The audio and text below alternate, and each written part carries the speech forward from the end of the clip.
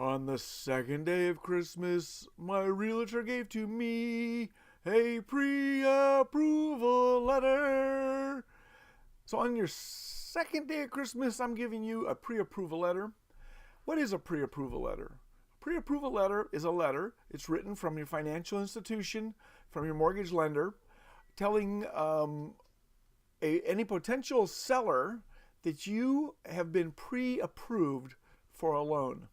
And that means that you have talked to them, you've provided them with documentation to your income, usually your tax records for the last couple of years, bank statements, and they've run your credit report. They've evaluated all that information to decide that what you can afford as a monthly payment fits within their parameters.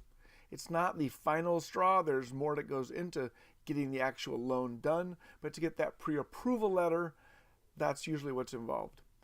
There's also something called a pre-qualified letter, pre-qualification letter, and that takes a less of a standard.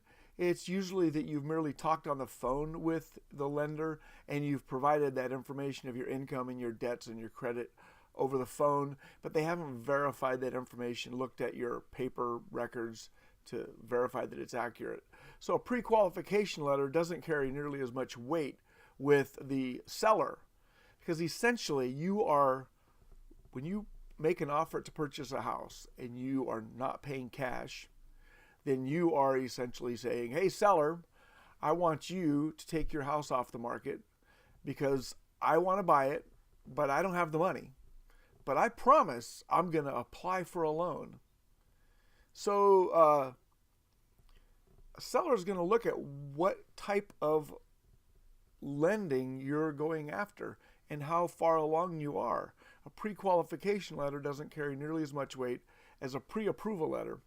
And a pre-approval letter from a local lender carries more weight than a pre-approval from some online bank, because we as realtors don't have as much experience with many of these online banks, and we don't know the people in person to know just because they gave you a letter does not necessarily mean they're going to be able to follow through with all the steps to get you funded and get you into your house.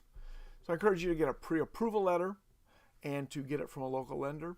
And you should talk to at least 2 different lenders because they are not all created equal, and the interest rates may vary, and the interest rate affects your payment.